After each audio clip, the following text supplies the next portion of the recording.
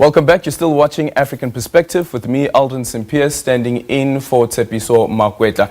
It will still take time before the African Continental Free Trade Agreement is fully implemented. Certain aspects of how exactly it will work still needs to be ironed out.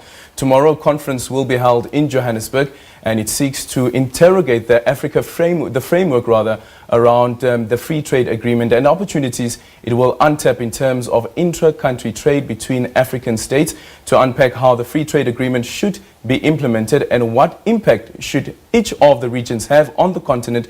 Joining me tonight to discuss this further, we have the Regional Director for the Sub-Saharan Africa of Frederick Naumann Foundation, Jules Maaten, as well as the Executive Director of the Center for Development and Enterprise at the Great Lakes Region, Aimable Manirakiza, who's joining us in studio. Thank you guys so much for joining us this evening. Aimable, let's start with you.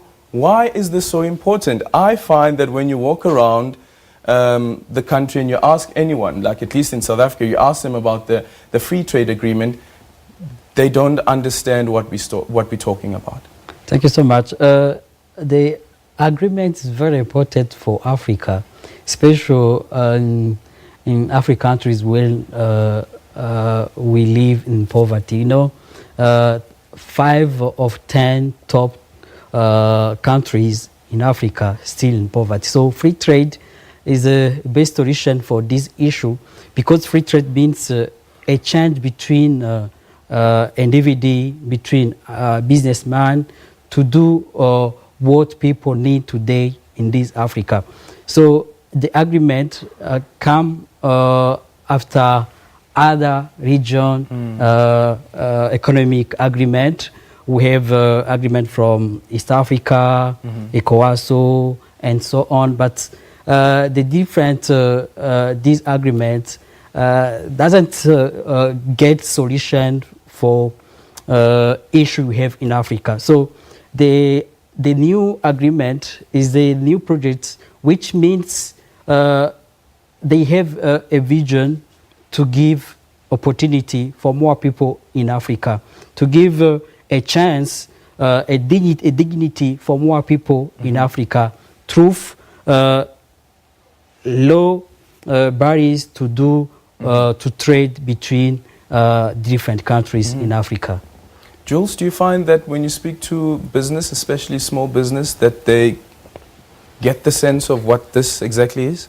I imagine that for some small businesses it's actually quite scary, this whole idea of free trade, whereas it is exactly for small and medium-sized businesses that it offers all kinds of opportunities that they do not have at the moment. You know, if you realize that for some African countries it's easier to trade with Europe than it is to trade with their neighboring countries. Of course, if you could do that, you could produce products of a higher quality, which means better jobs that you can give and more opportunities, especially for small and medium-sized enterprises. So it would be great for Africa if this would work out. I think especially for a country like South Africa. Yeah. And looking at the stats, the president, South African president in London at that Financial Times event, speaking about exactly this, the free trade agreement, and some of the stats that he came up with. For me, it was very shocking to find out that amongst each other, amongst the 55 countries, trade is only standing at around 15%. Yeah. Why? What has been the stumbling blocks all along? I think there are a lot of interests in keeping things as they are, because if you have these tariff barriers, it means that products have to be imported. So you have people everywhere who can earn money out of this out of this trade, and that means that it seems not so attractive to get rid of it. But it's true, 15% is absolutely staggering. Intra-European trade is 4 times as high. Yeah. In intra-Asian trade is more than 3 times as high. So it is absolutely a missed opportunity. I think there are probably historic reasons why that is the case. But here is this unique opportunity to do something about it. Yeah. And it's important that it's grasped with both hands. Do you believe that all countries are indeed ready to do this? Do you think so? Because it would seem that even with the negotiations, that it took a while to get everybody on board. Well, at least not everybody. You only have, like 54 countries that are signatories. Yeah. So I think all countries, if according the history, according the different, what I talk about the region economic agreement, we have, before the African Continental Agreement, before that we have other agreement.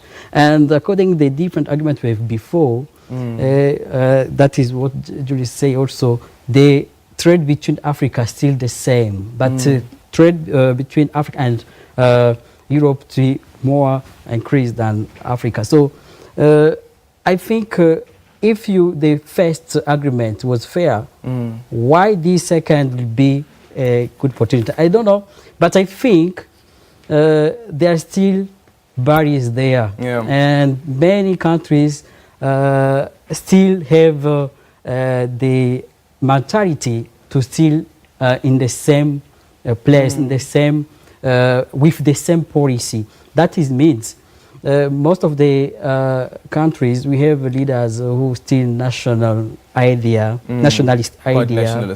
who think to block internal products, protection. Yes, that is the big issue you have in Africa. Second, we have another issue through institution. You know, we have already this agreement, but remember, the institution, the local institution, is the organ or the institution which will be there to do or to make sure we have these agreements in the land, the area. So that is means the first issue will be focused, it will be institutional. The local institution, public institution, still have some barriers like law, fees, corruption, bureaucracy, poor governments, and so on. That is the big issue you have until now in Africa.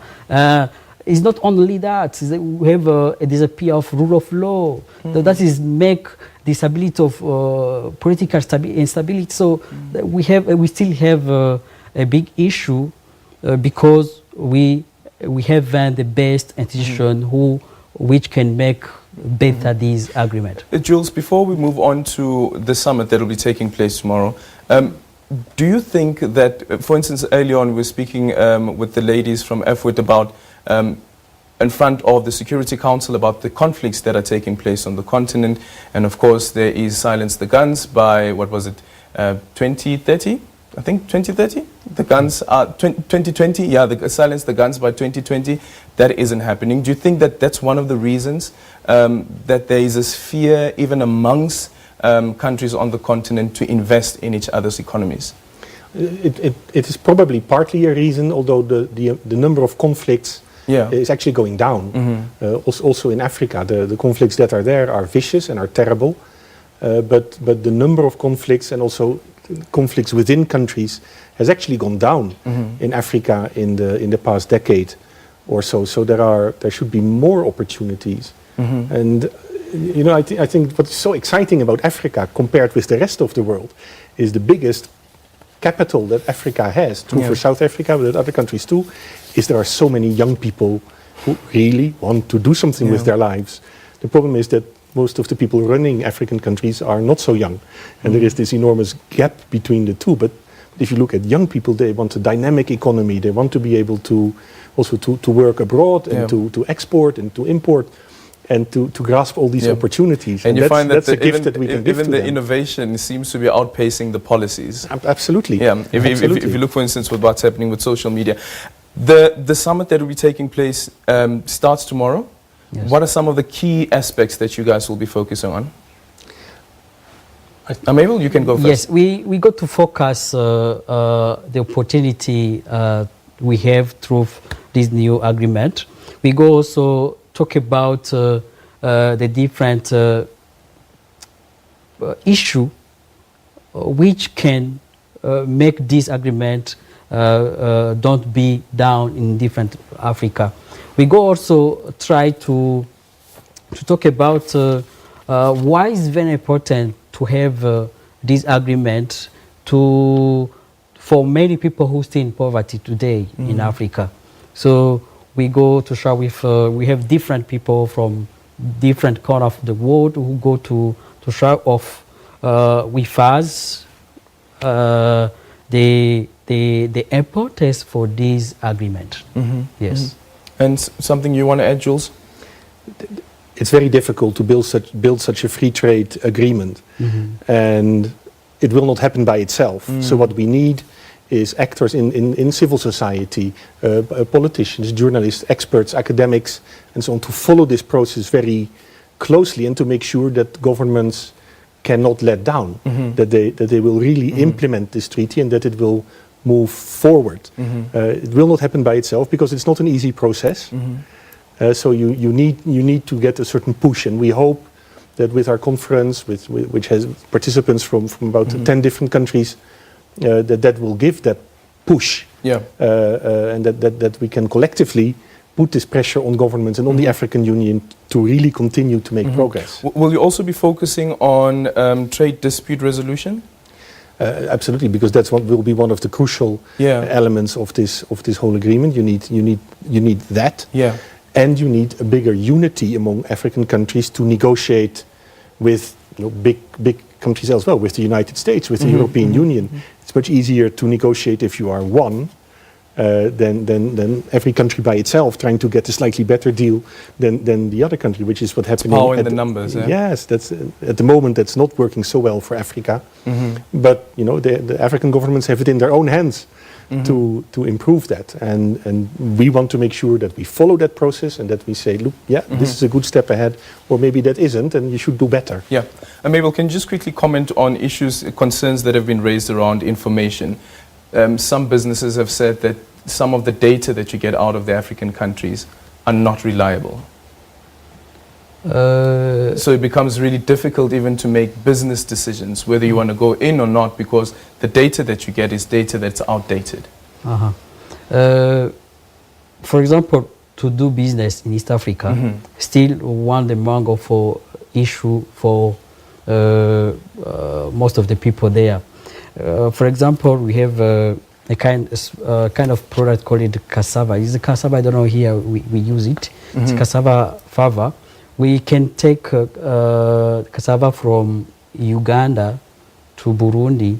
If you take it for each money, and when you get it to Burundi, in the border, we ask you another tax, what is called the revenue from tax. So the revenue from the product. So that is the big issue. If our country don't understand these tariff you make in trade is the consequence of the situation we have in Africa.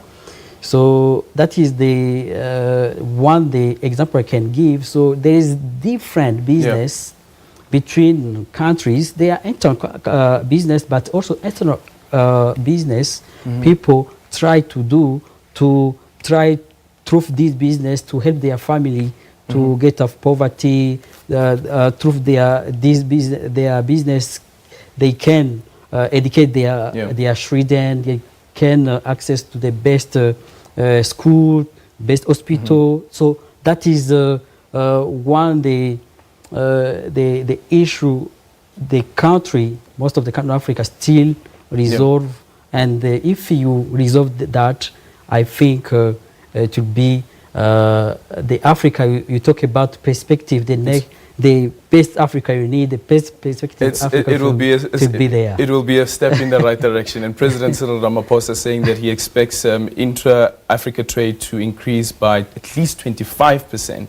By 2040. We'll be watching this development closely as well. We're going to go to a quick ad break, and when we come back, SADC and the elections.